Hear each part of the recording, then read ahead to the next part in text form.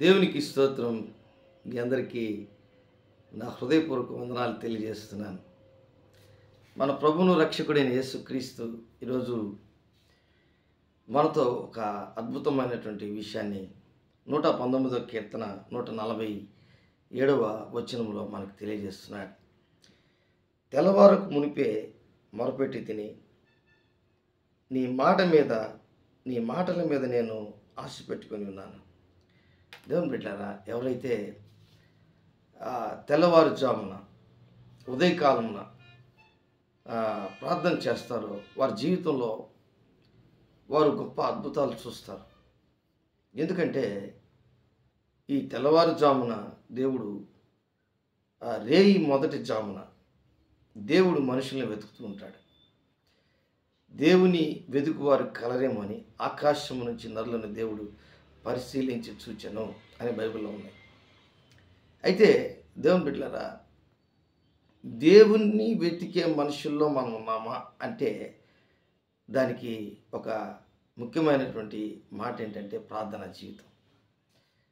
మెలకువ కలిగి ప్రార్థన చేయడం, కనిపెట్టి ప్రార్థన చేయడం, ఇంకా మనము ఉపవాస ప్రార్థన, ఎన్నో ప్రార్థనలు ఉన్నాయి. అది నాకంటే మీకే బాగా తెలుసు.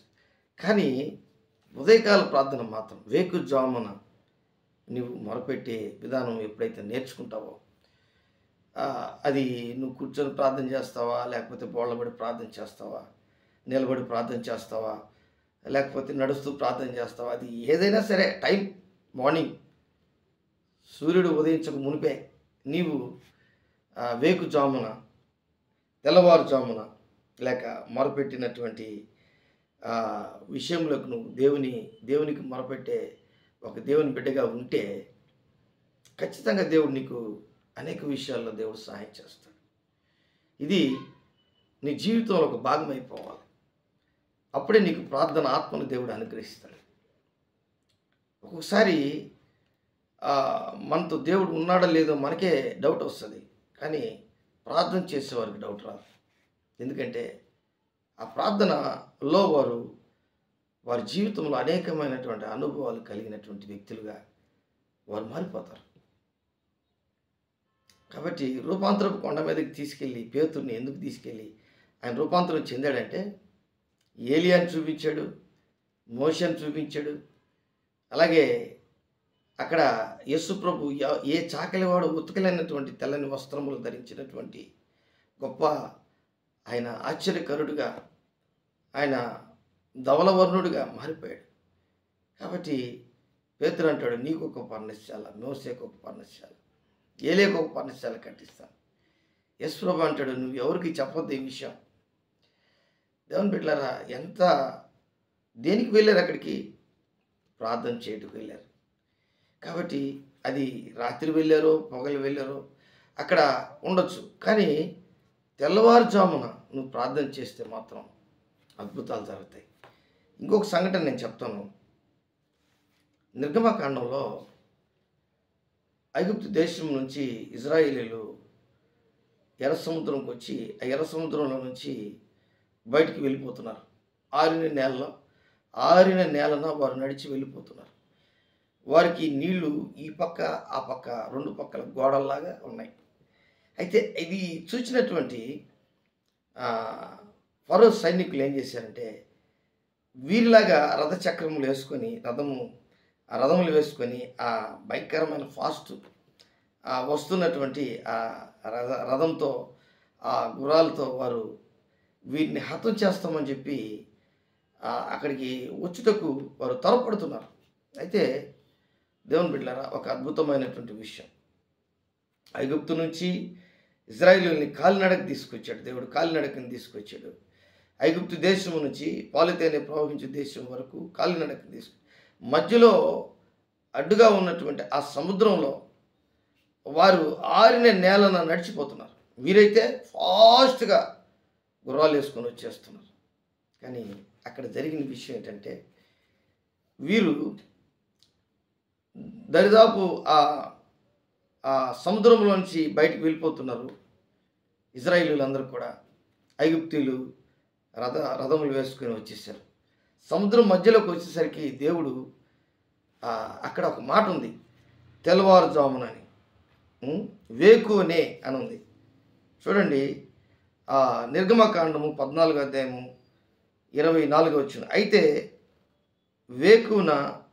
వేకుజామున యెహోవా ఆ అగ్ని మేఘమయమైన స్తంభము నుండి ఐగుప్తుల దండు వైపు చూచి ఐగుప్తుల దండును కలవరపరిచి వారి రథచక్రములను ఊడిపడినట్లు చేయగా వారు బహుగా కష్టపడి తోలుచుండిరి. ఎంత గొప్ప విషయం చూడండి. అంటే దేవుడు ఎలాంటి సమయాల్లో, అంటే ఆ మేఘంలో అగ్ని పగలు మేఘ స్తంభము, రాత్రి అగ్నిస్తంభం, ఆ స్తంభములో ఆ మేఘంలో దేవుడు ఉన్నాడు. అది ఎవరికి తెలియదు, అక్కడున్నటువంటి ఐగుప్తులకి తెలీదు. ఒకవేళ మోషేకి తెలిసేమో, లేకపోతే ఇశ్రాయేలీయులకి తెలుసుంటే మధ్యలో చనిపోయిన వాళ్ళు కాదు కదా. వస్త్రాలు మాయట్లేదు, చెప్పులు ఎరిగిపోవట్లేదు. 40 సంవత్సరాలు నూను కుమారుడిని యెహోషువ, క్యాలెబు వారి వస్త్రాలు మాయలేదు, చెప్పులు అరిగిపోలేదు. అయితే మిగిలినటువంటి తక్కిన వారందరూ కూడా మధ్యలో చనిపోయినారు. అయితే ఎందుకు ఈ విషయాలని చెప్తున్నాను? దేవుడు ఆ మేఘంలో ఉన్నాడు, దేవుడు అగ్నిస్తంభంలో ఉన్నాడు, పగలు మేఘస్తంభంలో ఉన్నాడు. వేకుజామున ఇజ్రాయేలుని ఆ ఆరిన నేలన సముద్రం మధ్యలో నడిపిస్తున్నటువంటి ఆ ప్రాంతంలోకి ఐగుప్తీయులు వచ్చినప్పుడు రథములు వేసుకొని అక్కడ వేకువనే ఆయన వారిని చూస్తున్నాడు. ఆ మేఘముల నుండి వారు ఆ రథములు వేసుకొని ఆ భయంకరంగా పోతూ ఉంటే దేవుడు ఎవరు చూశాడంటే రథచక్రాలను చూశాడంట. వారు చూసినప్పుడు ఆ రథచక్రాలు ఏమైపోయినాయంటే ఊడిపోతున్నాయి. ఇది ఎంత ఆశ్చర్యం!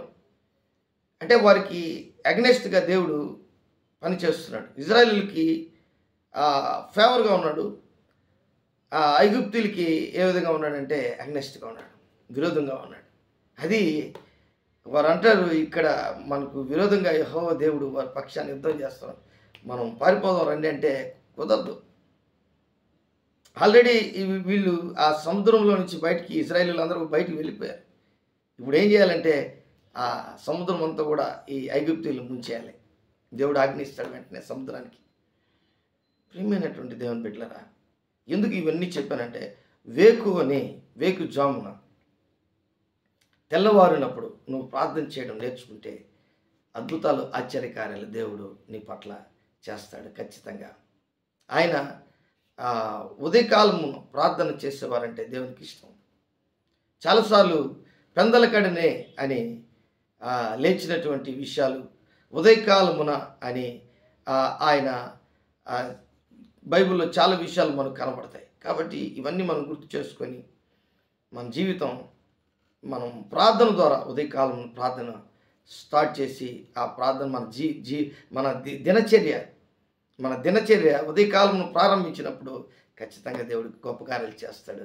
దేవుడి వాక్యాన్ని దీవించి ఆశీర్వదించునుగాక.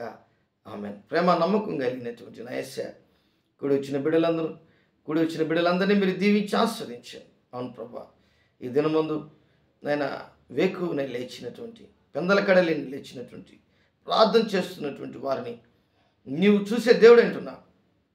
మా విరోధులను కూడా చూస్తావు, మాకున్నటువంటి కష్టాలు చూస్తావు, వ్యాధి రోగం చూస్తావు, బలహీనతను చూస్తావు, నైనా దుఃఖం చూస్తావు, అవమానం చూస్తావు, సంతోషం కూడా చూస్తావు, సహాయం కూడా చేస్తావు. కాబట్టి మేము ప్రార్థన చేసేవారుగా ఉన్నట్లయితే ఖచ్చితంగా మా జీవితంలో అద్భుతాలు, ఆశ్చర్యకార్యాలు మీరు చేసే దేవుడు నమ్మచ్చు.